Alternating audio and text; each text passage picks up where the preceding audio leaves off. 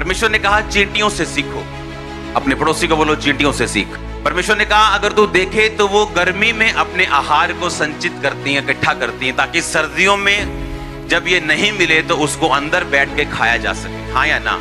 परमेश्वर ने कहा ना तो उनका कोई अगुवा होता है, ना कोई उनको सिखाने वाला होता है, ना ही उनकी आंखें होती हैं, लेकिन फिर भी वो अपने काम को करना जानती है। अगर साफ प्रभु ने कर दिया तो वापिस सुअर और कुत्ते मत बनो, फिर से उल्टी मत खाओ अपनी जो करती थी पाप की, फिर से जो कीचड़ परमेश्वर ने सुअर पर साफ कर दिया, फिर से कीचड़ में मत जाओ। अगर तुम ऐसा करोगे तो यीशु मसीह की ब्लड लाइन में वो जोड़ लेगा तुमको अपनी ब्लड लाइन के साथ, रिश्तेदार असली वाले रिश्तेदार बनाएगा वो। तो इत्तेफाक नाम का कोई भी शब्द इब्रानी बाइबल में नहीं, इब्रानी भाषा में इत्तेफाक नाम का कोई शब्द नहीं।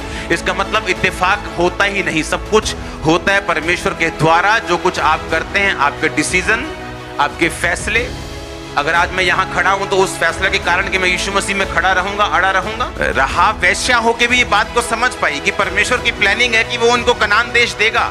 उसे मालूम था ये बात, उसे गवाही सुनी कि मिस्र का जो समुद्र था वो दो भाग हो गया, बड़े बड़े राजा चूर हो गए, बड़े बड़े राजा मिट्टी में मिल गए, इन्होंने सबको हरा दिया। ये परमेश्वर की योजना है, मैं उस योजना में शामिल हो जाऊं। बाइबल कहती याकूब और एसाव, जब एसाव ने मौका खो दिया तो बाइबल बयान करती है कि आंसुओं के साथ रोने पर भी उसे वो मौका दोबारा नहीं मिला। मत्ती की पुस्तक उसका 1 अध्याय उसकी 5 आयत को आप पढ़ेंगे। उसमें लिखा सलमोन और राहब से बोअज उत्पन्न हुआ, बोअज और रूत से ओबेद उत्पन्न हुआ, ओबेद से यशे उत्पन्न हुआ। पहला थिस्सलुनीकियों के उस वचन को पढ़ेंगे अपनी स्क्रीन के ऊपर, 4 उसकी 5 आयत को, इससे 2 आयत बाद में निकालो वचन। अब ध्यान से मेरी बात सुनना। परमेश्वर ने कहा चींटियों से सीखो। अपने पड़ोसी को बोलो चींटियों से सीख। परमेश्वर ने कहा अगर तू देखे तो वो गर्मी में अपने आहार को संचित करती हैं, इकट्ठा करती हैं, ताकि सर्दियों में जब ये नहीं मिले तो उसको अंदर बैठ के खाया जा सके। हाँ या ना? परमेश्वर ने कहा ना तो उनका कोई अगुवा होता है, ना कोई उनको सिखाने वाला होता है, ना ही उनकी आंखें होती हैं, लेकिन फिर भी वो अपने काम को करना जानती हैं। परमेश्वर के कहने का मतलब यह था कि वो अपने फ्यूचर के बारे में सोचती और अपने फ्यूचर के बारे में काम करती। परमेश्वर ने कहा चींटियों से सीखो। मेरा पहला दिन क्रिश्चियनिटी का, जब मुझे पवित्र बाइबल दी गई थी तो छोटा नियम, नया नियम दिया गया था, इतनी सी होती थी वो। आपके पास होगी, बहुत से लोगों के पास। किन के पास है? उठाओ तो। हाँ, ये जो ब्लू बाइबल है, ये वाली दिखाओ तो कैमरा में, वो देखो, ये देखो। हाँ, ये सेम इससे छोटी थी। और जब मुझे बाइबल दी गई तो मुझे बताया गया कि मत्ती की पुस्तक से 1 से लेके 18 मत पढ़ना, 18 से आगे पढ़ना, जहां पर कुंवारी के बारे में जिक्र है, यीशु मसीह के बारे में जिक्र है। क्योंकि 1 से 18 में यह जिक्र है किससे कौन पैदा हुआ, किससे कौन पैदा हुआ, यीशु मसीह की वंशावली के बारे में। लेकिन मैंने आपको जो पढ़ाया वो ये मत्ती 1 उसकी 5 आयत को पढ़ेंगे। उसमें लिखा ये वंशावली थी, और बाइबल का एक भी वचन ऐसा नहीं जिसमें गहरा भेद ना हो। आमीन। यीशु मसीह ने कहा बाइबल का एक भी बिंदु, एक भी कॉमा पूरा हुए बिना नहीं रहेगा। परमेश्वर ने कहा धरती ऊपर नीचे हो सकती है, टल सकती है, खराब हो सकती है, फट सकती है, लेकिन मेरा वचन जो होगा कभी नहीं टलेगा, एक बिंदु भी। उसमें लिखा मत्ती 1 की 5 में, फिर से मैं पढ़ूंगा। सलमोन और राहाब से बोअज उत्पन्न हुआ, बोअज और रूत से ओबेद उत्पन्न हुआ, और ओबेद से यशे उत्पन्न हुआ। आप जानते हैं ये राहाब कौन थी? ये वेश्या थी। कौन सी वेश्या? जिसने यहोशू के टाइम के ऊपर, जब यहोशू ने देखा कि सामने का देश परमेश्वर हमें देता है, उसने भेदिए भेजे जाओ और उस देश का भेद लेके आओ। और बाइबल कहती है जब वो परमेश्वर के इजरायली लोग भेद लेने के लिए गए तो एक वेश्या का घर बिल्कुल सड़क के किनारे, यानी उस नगर के बिल्कुल बाहर था, बाहर की साइड, और जो नगर की दीवार थी वो उस औरत के घर के साथ लगती थी। रिजेक्टेड औरत थी, जैसे निकाली हुई औरत होती, जैसे गंदी औरत जिसको आप बोलते हो। शहर के बिल्कुल बाहर रहती थी वो, रिजेक्टेड थी बिल्कुल। और वो सुनती थी, जब उसको सुनाया जाता कि इजरायली जो लोग हैं उन्होंने राजा ओग को, ऐसे राजा को मार दिया, बड़ा तगड़ा राजा था, उसने फलाने राजा को मार दिया। जब वो समुद्र 2 भाग करके आ रहे थे तो परमेश्वर ने उनका साथ दिया और फिरौन की सेना को खत्म कर दिया। तब फिरौन जो होता था, जब फिरौन का मतलब होता था मिस्र का राजा, उसे फिरौन बोलते थे।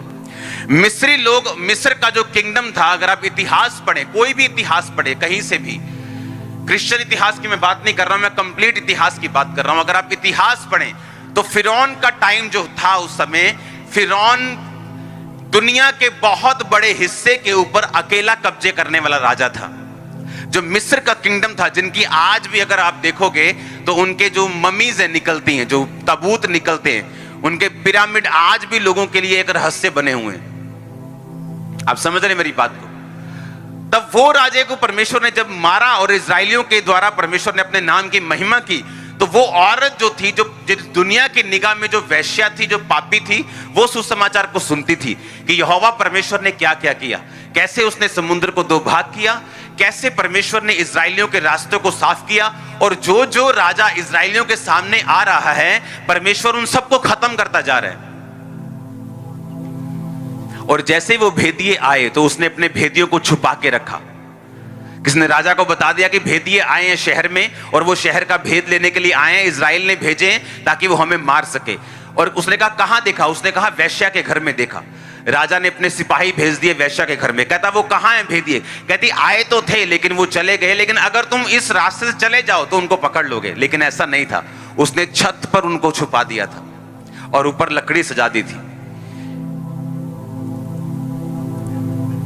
और जैसे वो भेदिए ढूंढने के लिए गए, वो ऊपर गई और उसने कहा अब भाग जाओ, इधर की साइड मत जाना, इधर वाली साइड जाना, मैंने उनको इधर भगाया, तुम पहाड़ पे जाओ, 3 दिन वहीं छुपे रहना, 3 दिन के बाद अपने देश चले जाना, लेकिन मेरा भला कर जाना कि जब तुम इस देश को लेने के लिए आओ, मारने के लिए आओ, तो मुझे और मेरे घराने को मत मारना, क्योंकि मैंने ये सुना है कि लोगों के दिल में तुम्हारी कौम का डर बैठ चुका है।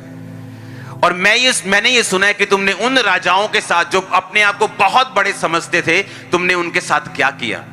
उसने कहा ठीक है, ऐसा करना, जिस घर से हम उतरे हैं, जो घर तेरा है, वहां पर लाल धागा बांध के रखना, लाल सूत की डोरी बड़ी सी बांध के रखना। जितने लोग तेरा घराना, तेरे लोग, तेरे जानकार भी जो इस घर में होंगे, उनको हम नहीं मारेंगे, बाकी सारे हम मार देंगे। अगर वो लोग घर के बाहर आए तो उनका लहू तुझ पे पड़ेगा, अगर हम में से किसी ने तेरे घर के अंदर जाके मारा तो उसका लहू हम पर पड़ेगा, हम यहोवा के सामने दोषी ठहरेंगे। उसने कहा ठीक है। और राहाब ने अपने सारे घराने को बुला लिया कि आ जाओ इस दिन और यहां पे छुप के रहो। वो सारा घराना, उसके रिश्तेदार, उसके लव्ड वन सारे एक घर में रहे, और परमेश्वर ने वो सारे देश का नाश किया और राहाब को बचा के रखा। अब सुनो ध्यान से, एक पापी की मैं बात कर रहा हूं जो दुनिया की निगाह में पापी था और था भी पापी, लेकिन परमेश्वर के सुसमाचार के ऊपर विश्वास किया। रिजेक्टेड था, अपने बिल्कुल शहर के बाहर वो रहती थी, शहर की जो आखिरी दीवार थी उसके साथ उसका सटा हुआ घर था, और वहीं से उसने उनको वापस भेजा था। यानी ऐसे लोग जो रिजेक्टेड है अपने परिवार के द्वारा, समाज के द्वारा, सरकमस्टेंसेस के द्वारा, ऐसे उनकी जिंदगी में घटनाएं हुई कि उनको पाप का रास्ता चुनना पड़ा, या एनी रीजन, कुछ किसी भी तरह से, लेकिन उसने परमेश्वर के सुसमाचार के ऊपर विश्वास किया और उसने सुना कि वो परमेश्वर क्या क्या उनकी जिंदगी में कर रहा है, और उसने कहा मैं विश्वास करती हूं, और वचन कहता तू बच, तेरा घराना बचाया जाएगा। और आप देखो, परमेश्वर किसी का पक्षपात नहीं करता। हमने बड़ी बड़ी कहानियां सुनी, फलाने ने फलाने पापी को मार दिया, फलाने ने बड़े से बड़े पापी को मार दिया। यीशु मसीह ने कहा मैं पापियों को मारने नहीं आया हूं, मैं उनको बचाने आया हूं। पापी को कोई भी मार सकता है, तुम भी मार सकते हो। यीशु मसीह ने कहा मैं पापी को मारने के लिए नहीं आया हूं, मैं पापियों को बुलाने के लिए आया हूं, मैं उनको अपनी ब्लड लाइन के साथ जोड़ने के लिए आया हूं।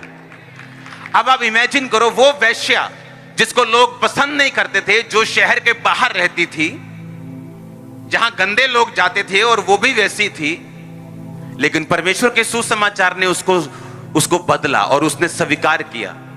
उसने ये नहीं कहा नहीं ऐसा थोड़ी हो सकता है, समुद्र 2 भाग कैसे हो सकता है, ओ नहीं फलाने राजा कमजोर होगा, वैसे उसकी ज्यादा हवा होगी कि बड़ा मजबूत है। नहीं नहीं, ऐसा नहीं हो सकता। उसने अकेली अकेली बात के ऊपर विश्वास किया। जैसे लोग बोलते हैं ओ नहीं नहीं चर्च है वे चंगे हो, हॉस्पिटल ना खाली हो जान, ओ एवं कि हो सकता चर्च जाके ऐसा हो जाए, ऐसा ना हो जाए। और दूसरे वो लोग हैं जो सुसमाचार को सुनते हैं और उस पर बिलीव करते हैं, खुद भी बचते हैं, घराना भी बचाते हैं। और आगे देखो, परमेश्वर की योजना खत्म नहीं हुई, उसकी प्लानिंग खत्म नहीं हुई। उसने आपको बताया कि मैं अगर तुझे बुलाता हूं, अगर तू पापी है, अगर तू सबसे गिरा हुआ पापी है, और अगर तूने मेरे सुसमाचार पर विश्वास किया, तो सिर्फ बचेगा ही नहीं, तू सिर्फ बचेगा ही नहीं। मत्ती 1:5 उसने कहा मैं तुझे ओबेद से यिशै, 6 आयत निकाल के रखना। यिशै से कौन पैदा हुआ? दाऊद। दाऊद से यीशु मसीह पैदा हुए। मालूम है कि नहीं? परमेश्वर ने एक वेश्या को अपनी ब्लड लाइन में शामिल कर लिया, अपना रिश्तेदार बना लिया, उसे स्वीकार किया। उसे सिर्फ माफ नहीं किया, उसे सिर्फ साफ नहीं किया, बल्कि उसके माफ करके, उसको साफ करके, अपने ब्लड के साथ जोड़ के उसको ऊंचा भी किया, जो आपके साथ होने वाला यीशु मसीह के नाम। मैंने कहा जो आपके साथ होने वाला यीशु मसीह के नाम। लोग आपको जितना मर्जी नीचा देखते हैं, लेकिन आने वाले टाइम में वो आपको ऊंचा देखने वाले यीशु मसीह के नाम। आप जितने मर्जी पापी के रूप में मशहूर हो सकते हैं, लेकिन एक टाइम आएगा आप धर्मी के रूप में मशहूर होंगे यीशु मसीह के नाम में। उस औरत को परमेश्वर ने ये नहीं कहा तू वेश्या थी, मैंने तुम्हें बचा दिया, अब बहुत है, बस खत्म होगी बात। तू गिरी हुई है, तू इतना करीब नहीं आ सकती, इतना ऊंचा नहीं जा सकती, तू पापी है तू। एक फॉरेनर, अन्य जाति, ऊपर से वेश्या, अन्य जातियों में भी ठुकराई हुई, अन्य जातियों में भी मारी हुई, खत्म की हुई। और परमेश्वर ने कहा मैं पापियों को बुलाने आया हूं। एक वेश्या पकड़ी गई व्यभिचार करते, सब कहते मार दें इसे। परमेश्वर ने कहा जिसने पाप नहीं किया वो इसे पहले मारे। जब किसी ने नहीं मारा, यीशु मसीह ने कहा मैं भी तुझे नहीं मारता, अब फिर से वो पाप मत करना, क्योंकि मैं पाप खत्म करने आया हूं, पापी को नहीं। इसीलिए जितना मर्जी तुम कोशिश कर लो यीशु के सुसमाचार को हटाने की, ये वो ग्रेट पावर है जो तुम हटा नहीं सकते। ये वो ग्रेट सुसमाचार है। हालेलुया। और बाइबल कहती है रहाब से, फिर से पढ़ेंगे उसको। कौन है ये रहाब? सलमोन और रहाब से, बोअज और रूत से। और बोअज आप जानते कौन था? एक अमीर इंसान था, दूसरा धर्मी था, तीसरा पवित्रताई में था। अपने टाइम का इंतजार किया और रूत जैसी उसने औरत को हासिल किया। जो लोग बचाए जाते हैं, जो लोग माफ किए जाते हैं, और जो लोग सुसमाचार पर विश्वास करके पापों को छोड़ देते हैं, उनकी संतान भी ग्रेट होती है। बाइबल कहती है, बाइबल कहती है धर्मी की संतान टुकड़े नहीं मांगेगी, धर्मी का वंश पृथ्वी के ऊपर पराक्रमी होगा। उसने कहा अगर तू यहोवा का भय मानेगा तो कुशल से टिका रहेगा, कोई तुझको हिला नहीं पाएगा यीशु मसीह के नाम में। तेरा वंश पृथ्वी के ऊपर पराक्रमी होगा। बोअज एक पराक्रमी जन था। बाइबल कहती बहुत से मजदूरों को मजदूरी पे लगाता था वो, बहुत से लोगों को रोजगार देने वाला था, बहुत से लोगों को चैरिटी देने वाला था। जब उसके खेत से लोग फसल निकाल लेते थे तो थोड़ी फसल वो छोड़ देता था कि ताकि गरीब लोग उसकी फसल को आके बाकी सट्टे सीले जिसे बिनना बोलते हैं वो फ्री में बिन सकें। वो ऐसा व्यक्ति, बोअज ऐसा व्यक्ति था। और पैदा किससे हुआ था? सलमोन और राहब से।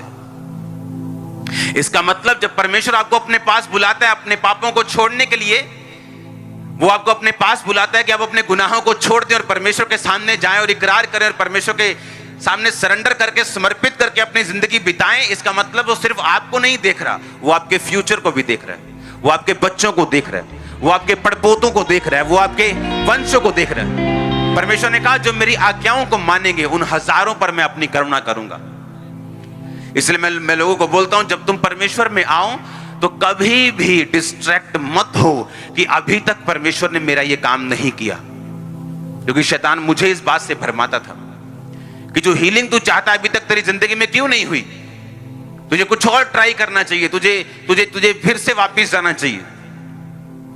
लेकिन मैं इस बात को जानता था कि परमेश्वर की योजना छोटी नहीं है, उसकी योजना बहुत बड़ी होती, उसकी योजना लंबी होती, उसकी योजना वंशों तक होती, उसकी योजना सैकड़ों सालों तक होती। उसमें अड़े रहो और खड़े रहो।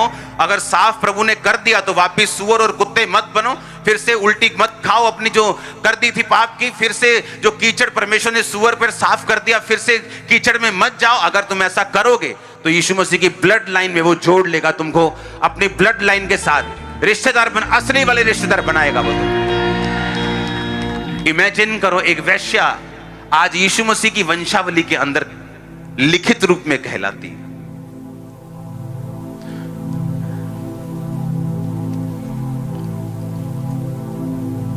उसको मालूम था कि फ्यूचर अगर है तो कहां पे है। निर्गमन की पुस्तक, उस वचन को हम पढ़ेंगे। शिप्रा और पुआ नामक दो इब्री धाइयां, मिस्र के राजा ने उनको आज्ञा दी कि जब तुम इब्री स्त्री का बच्चा उत्पन्न से पहले प्रसव के पत्थरों पर बैठा देखो तो बेटा हो तो मार देना, बेटी हो तो जीवित रहने देना। परंतु वो धाइयां परमेश्वर का भय मानती थी और मिस्र के राजा की आज्ञा ना मानकर लड़कों को भी जीवित छोड़ देती थी। तब मिस्र के राजा ने बुलाकर पूछा, तुम जो लड़कों को जीवित छोड़ देती हो ऐसा क्यों करती हो? धाइयों ने फिरौन को उत्तर दिया, इब्री स्त्रियां मिस्री स्त्रियों के समान नहीं, वो बहुत फुर्तीली हैं। धाइयों के पहुंचने से पहले ही बच्चा उत्पन्न उनके हो जाता है। इसलिए परमेश्वर ने धाइयों के साथ भलाई की और वे लोग बढ़कर बहुत सामर्थी हो गए। इसलिए कि धाइयां परमेश्वर का भय मानती थी, उसने उनके घर बसाए।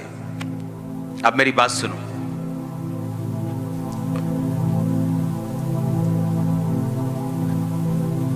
आप अपनी लाइफ में सेम लेवल पे रह सकते हैं। जो आशीष अभी है 10 साल बाद भी वही है। चाहे आप अमीर हैं, लेकिन अगर वो अमीरी एक जगह पे टिक गई है तो इसका मतलब परमेश्वर आपसे कुछ एक्सपेक्ट करता है जो आप नहीं कर रहे हैं। क्योंकि अपने आप कुछ भी नहीं होता। इत्तेफाक नाम का कोई भी शब्द इब्रानी बाइबल में नहीं, इब्रानी भाषा में इत्तेफाक नाम का कोई शब्द नहीं। इसका मतलब इत्तेफाक होता ही नहीं, सब कुछ होता है परमेश्वर के द्वारा। जो कुछ आप करते हैं, आपके डिसीजन, आपके फैसले। अगर आज मैं यहां खड़ा हूं तो उस फैसले के कारण कि मैं यीशु मसीह में खड़ा रहूंगा, अड़ा रहूंगा। आज मैं आनंदित हूं, विक्ट्री में हूं, क्योंकि मैंने वो फैसला किया, तब का सहा।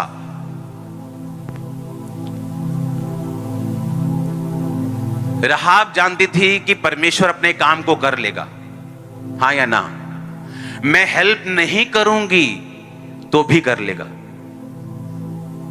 मैं मदद नहीं करूंगी तो भी परमेश्वर वो कर लेगा जो वो करना चाहते हैं।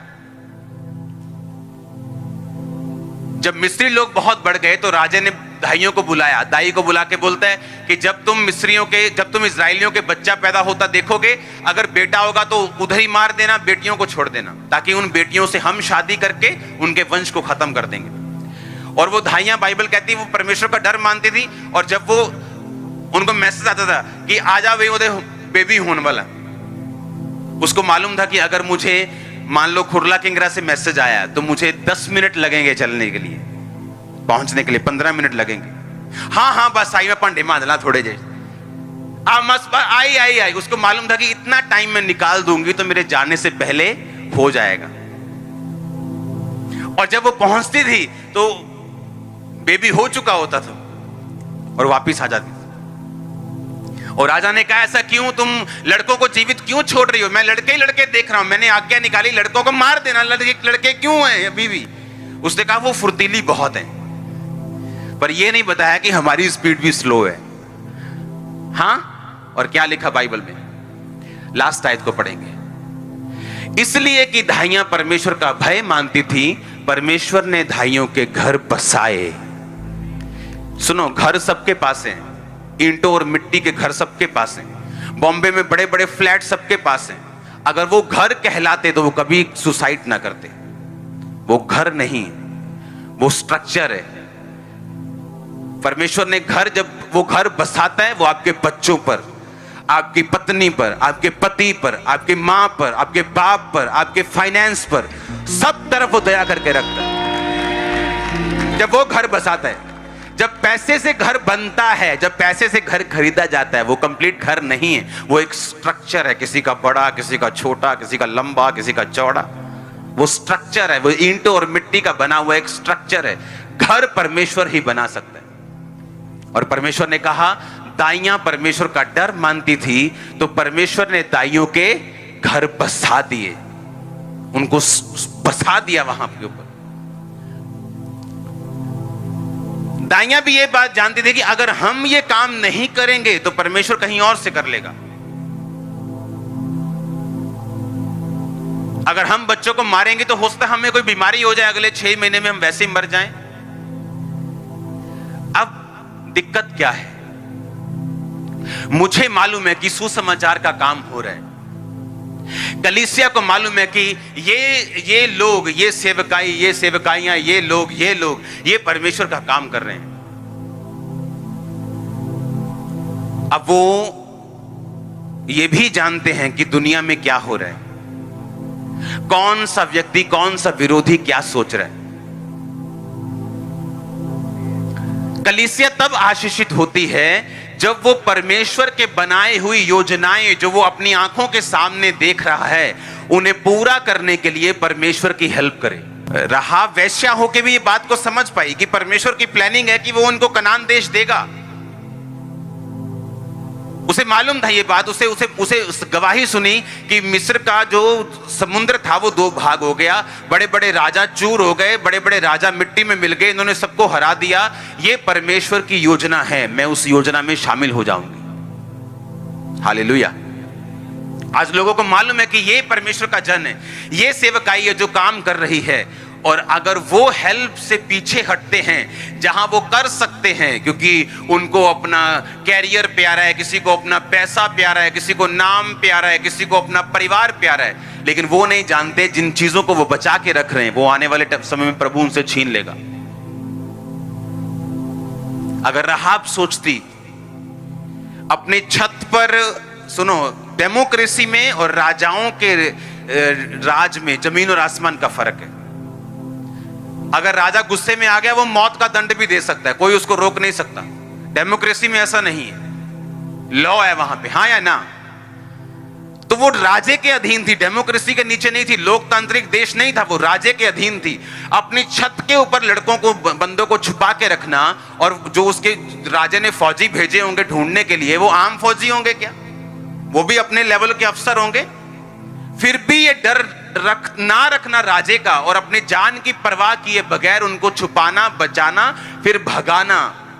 उसने कहा तू मेरे लिए अपनी जान देगा, तू इसे बचाएगा, अकेले की तू देगा, मैं तेरा परिवार भी साथ में बचाऊंगा। लेकिन आज क्रिश्चियनिटी में लोग डर जाते, मेरा कैरियर, ओ मेरा परिवार, ओ लोग क्या कहेंगे, ओ मेरी सरकार क्या कहेगी, मैं क्रिश्चियन लोगों का साथ दे रहा हूं।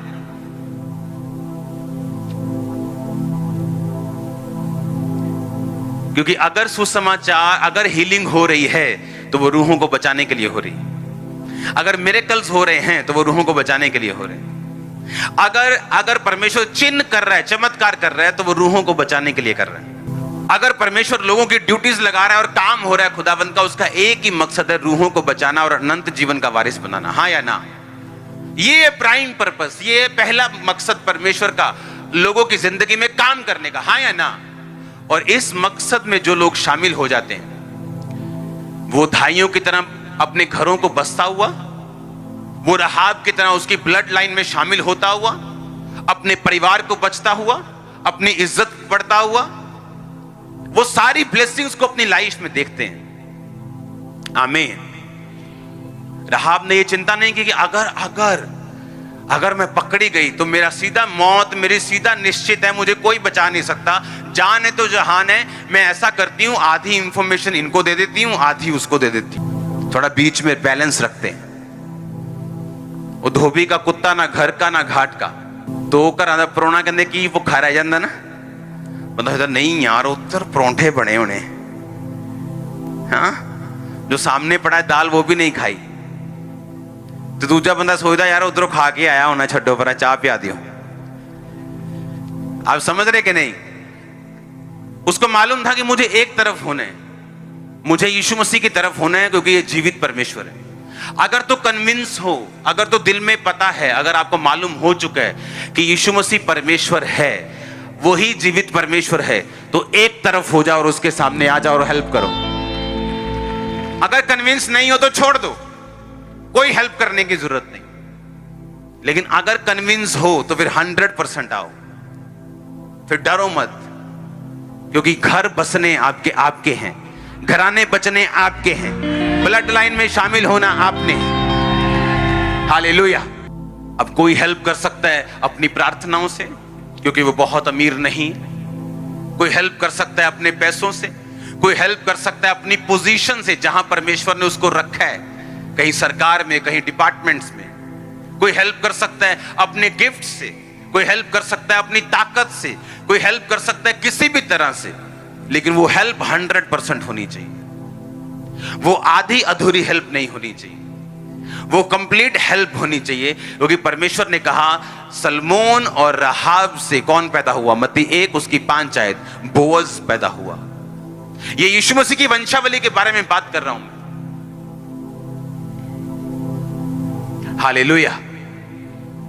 उसकी वंशावली में मरियम जैसी कुंवारी और पवित्रताई से भरी हुई औरत भी है, और जो ऐसे लोग जो पाप में डूबे हुए थे, यीशु मसीह को मानने के कारण साफ हुए, वो भी हैं।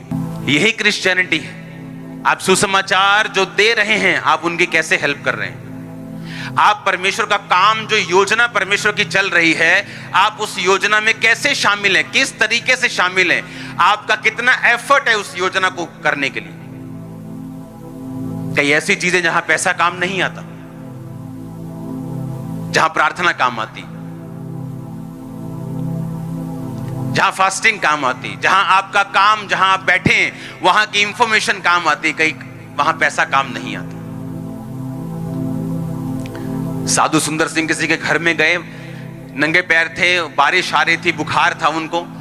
कहते, बहन मैं घर में एक रात रहना चाहता हूं। कहती, मैं प्रार्थना करूंगी। कहता तू जिससे प्रार्थना करेगी ना, वो मेरे साथ खड़ा है, तो मुझे तेरी प्रार्थना नहीं चाहिए इस समय।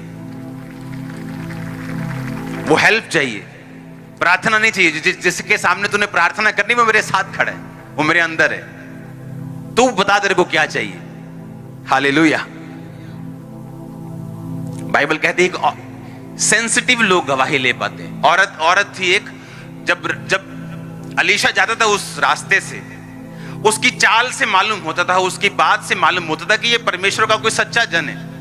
उसने कहा कि ये जो जाता है ना बंदा, मुझे पक्का पता है कि ये प्रभु का सच्चा जन है। मैं इसके लिए एक कमरा बनाऊंगी और वहां पे एक मेज रखूंगी, एक 5 स्टार जैसे फैसिलिटी बोलते हैं, एक दीवट रखूंगी, एक दीवा रखूंगी, एक मेज रखूंगी, एक खाट रखूंगी, और जब ये रास्ते से जाया करेगा तो वहां विश्राम करके आगे जाए।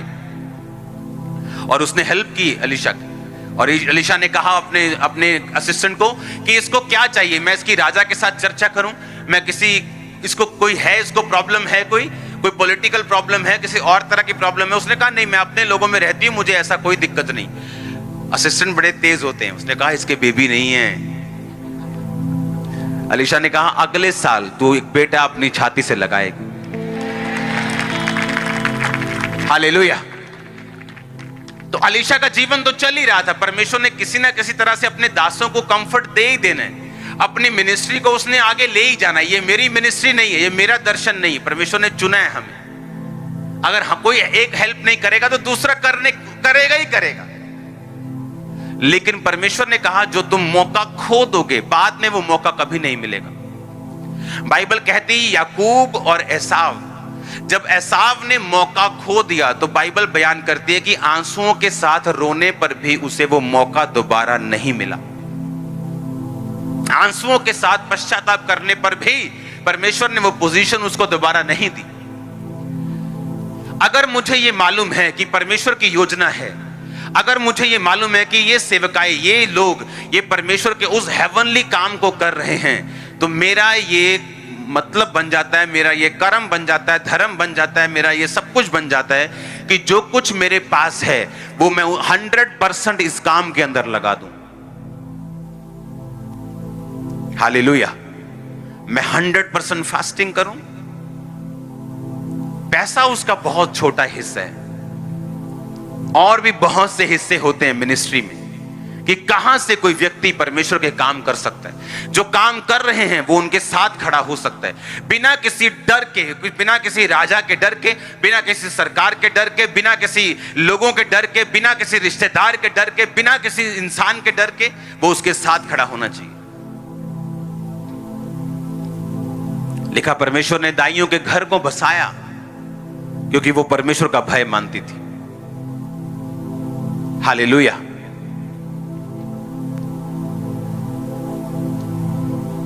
कितने इन बातों को समझ रहे हैं?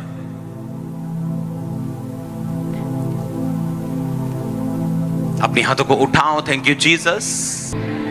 पहला राजा उसका 17 बाब, 18 बाब उसकी 1 से 13 आयत। 18 बाब, पहला राजाओं 18 बाब। बहुत दिनों के बाद तीसरे वर्ष में यहोवा का वचन एलिया के पास पहुंचा। जाकर अपने आप को अहाब को यानी राजा को दिखा कि मैं भूमि पर बारिश बरसा दूंगा। तब एलिया अपने आप को अहाब को दिखाने गया और उस समय शमरोन में अकाल भारी था। अहाब ने अबोदह जो उसके घराने का दीवान था यानी एक बहुत बड़ी पोजीशन के ऊपर था, बुलाया।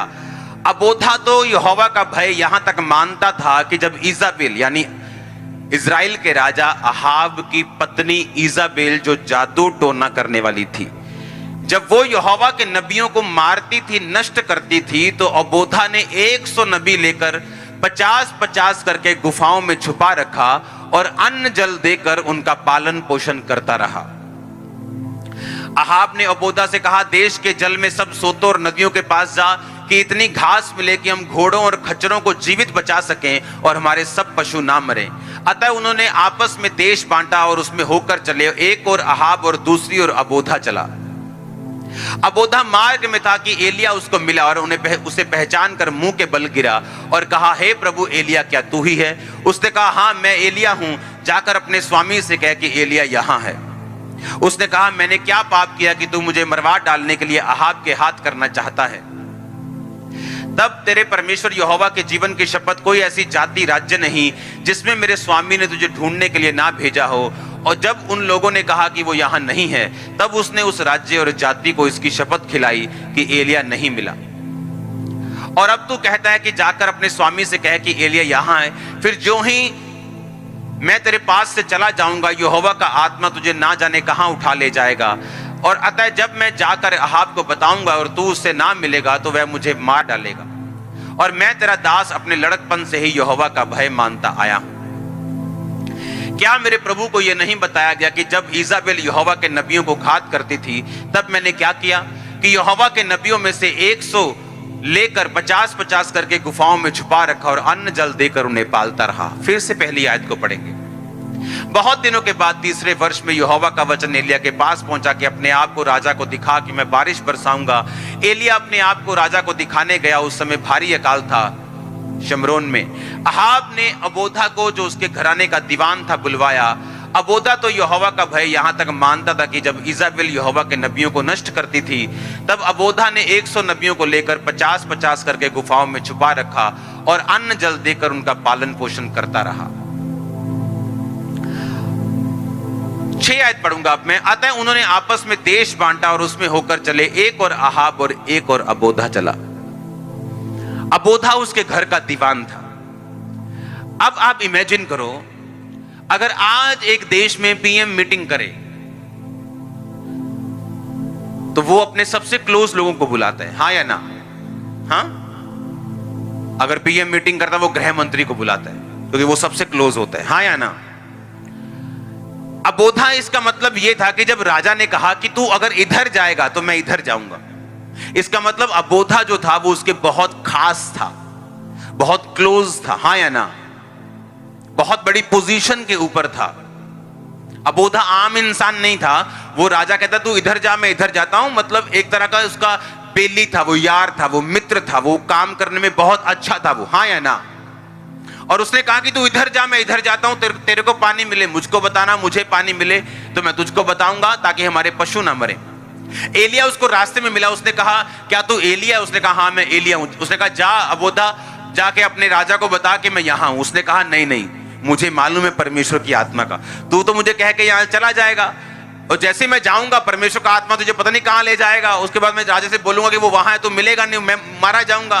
क्या तुझे ये नहीं पता कि मैं नबियों को 50-50 करके गुफाओं में छुपा के रखता हूँ, वहां पे रोटियां भेजता हूँ, वहां पे मैं कनक चावल भेजता हूँ, सब्जियां भेजता हूँ, पनीर भेजता हूँ, और वहां वो रहते हैं और वहां पर वो पाले पोसे जाते हैं। उसने कहा क्या परमेश्वर ने तुझको ये नहीं बताया? इमेजिन करो, एक व्यक्ति जो राजा के बिल्कुल सेकंड हैंड व्यक्ति, उसका दाहिना हाथ है, तब भी उसने ये परवाह नहीं की। वो इतना दाहिना हाथ है कि राजा उससे कह रहा है कि आधा तू कर आधा मैं करता हूं, तो भी इतने इन्फ्लुएंस के नीचे रहते हुए, अगर आप देखोगे ना, अगर आप पॉलिटिशियंस के पास बैठोगे, अगर आप बड़े लोगों के पास बैठोगे, उनका अपना एक इन्फ्लुएंस होता है, उनका अपना एक ऑरा होता है, उस पैसे का, उस रुतबे का अपना एक ऑरा होता है। उस ऑरे के नीचे वो अबोधा दबा नहीं। और उसने ये नहीं कहा कि नहीं नहीं नहीं, मैं ऐसे कैसे हेल्प कर दूं। अगर राजे को मालूम हो गया कि मैं 100 नबियों को मैं पाल रहा हूं, अगर राजे की वाइफ को मालूम हो गया जो यहोवा के नबियों से नफरत करती है, मैं मारा जाऊंगा, मेरे बच्चे मारे जाएंगे, मेरे लोग मारे जाएंगे, मैं ऐसा नहीं करूंगा, मैं थोड़ा सा अपना करूंगा हेल्प। पर बाइबल कहती है उसने 100 नबी लिए, 50 एक गुफा, 50 दूसरी गुफा। और अब इमेजिन करो जब वो राशन लेके जाते होंगे गुफाओं में, जब पैसा जाता होगा, राशन जाता होगा, तो लोग ही लेके जाते होंगे, ड्रोन तो थे नहीं तब भी वो उसने परवाह नहीं की और अपनी ड्यूटी को पूरा करता रहा। ऐसे लोग चाहिए प्रभु को, डरपोक नहीं चाहिए परमेश्वर को। इसलिए परमेश्वर ने कहा डरपोक लोग मेरे राज्य में प्रवेश नहीं करेंगे। आप जानते हैं अंत के समय में, एंड टाइम में ऐसे लोग भी होंगे जो नरक में जाएंगे अपने डरपोक पुणे की वजह से, क्योंकि ये वचन पूरा होगा कि डरपोक लोग मेरे राज्य में प्रवेश नहीं कर सकते। कि जब काम करने की बारी थी, जब मेरे लोगों को बचाने की बारी थी, जब मेरे लिए खड़े होने की बारी थी, तब तुम सो रहे थे, डर रहे थे, अपने परिवार के लिए रो रहे थे। अब तुम रो, तुम्हारी आत्मा को नाश होने से कोई नहीं बचा सकता। अबोधा ने कहा, एलिया सेंसिटिव इंसान था, उसे मालूम था परमेश्वर का आत्मा कैसे काम करता है, उसे मालूम था अब तू यहां है, प्रभु का आत्मा तुझे बोल देगा अब उधर चला जाओ। उसको मालूम था आत्मा के काम कैसे होते, उसको मालूम था, सेंसिटिव था, आत्मा में समझ रखने वाला इंसान था, उसे मालूम था पवित्र आत्मा कैसे काम करते हैं। हालेलुया। और उसने कहा मैं नबियों को छुपा के रखता हूं, मैंने उनको मरने नहीं दिया, मैं 50-50 नबियों को रखा है मैंने, मैं अन्न जल दे के उनका पालन पोषण करता हूं। और कब अन्न जल दे रहा है वो? कब? जब उस देश में इतना भारी अकाल है कि राजा को, खुद देश के राजा को पानी ढूंढने के लिए जाना पड़ रहा है, और यहोवा के नबी गुफा में बैठे हैं और पानी भी आ रहा है और खाना भी आ रहा है।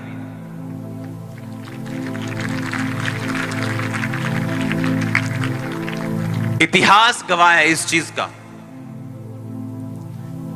आज अगर आप साउथ कोरिया देश को सुनते हैं, वहां की बेदारी को सुनते हैं, तो एक 15 बाय 15 के टेंट से बेदारी शुरू हुई थी। आज वहां चर्चेस बनी हुई बड़ी बड़ी, जैसे यहां बन जाएंगे और बन रही, लेकिन वो बेदारी टेंट से शुरू हुई थी। और यही टेस्टिमनी यहां होने वाली। हालेलुया।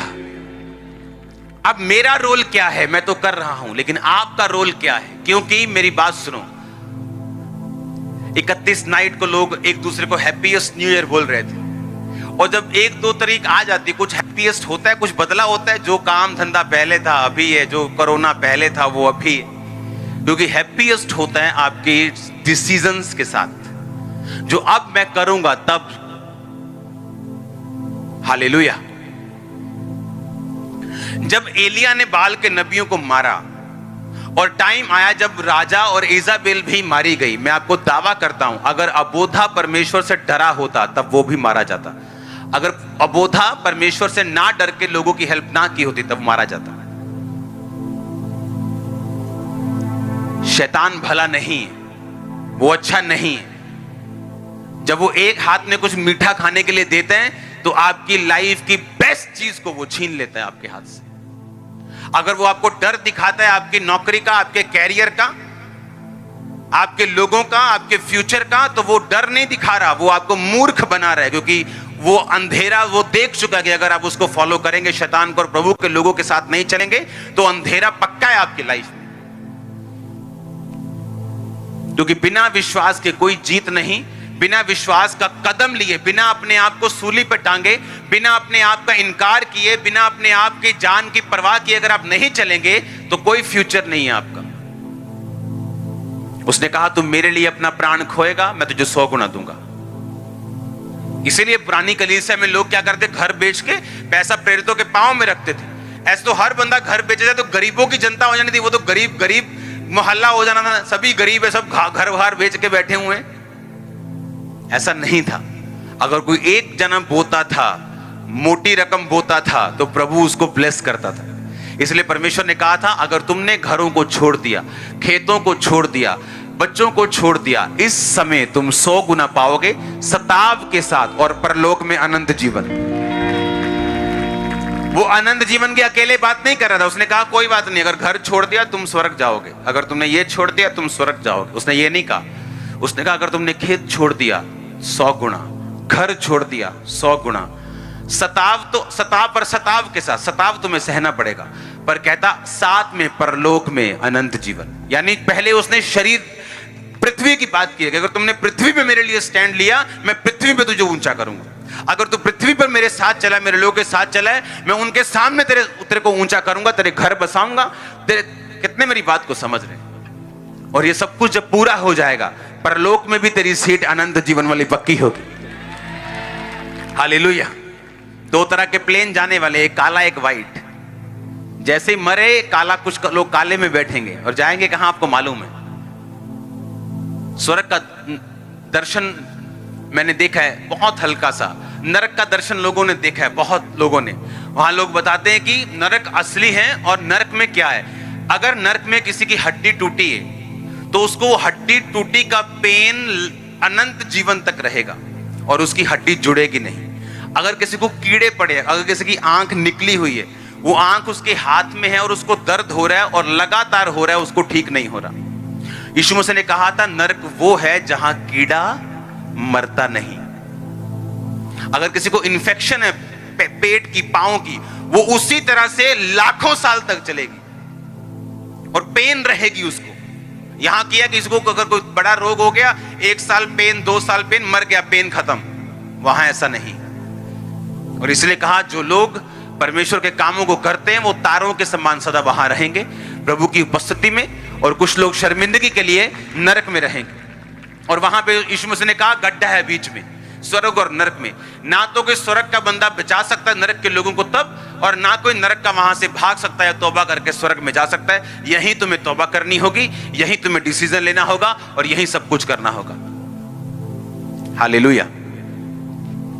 और जब हम इन कामों को करना शुरू करते हैं, हम देखते हैं कि हम परमेश्वर के लिए क्या कर सकते हैं, कहां हम स्टैंड ले सकते हैं, कहां हम खड़े हो सकते हैं, और तब परमेश्वर की निगाह में हम आ जाते हैं।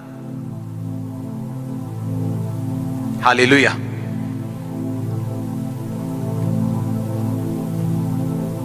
पूरे इज़राइल में से एक सलमोन लिया गया, एक रहाब ली गई। इमेजिन करो आप। इसका मतलब ना तो वो देखता है कि तुम अन्य जाति में से हो या तुम क्रिश्चियन हो। अगर तुम विश्वास दिखाओगे तो तू तुम्हें ऊंचा करेगा। अगर तुमने अपना फेथ दिखाया, अपने कदम को उठाया, तुम सेम नहीं रहोगे।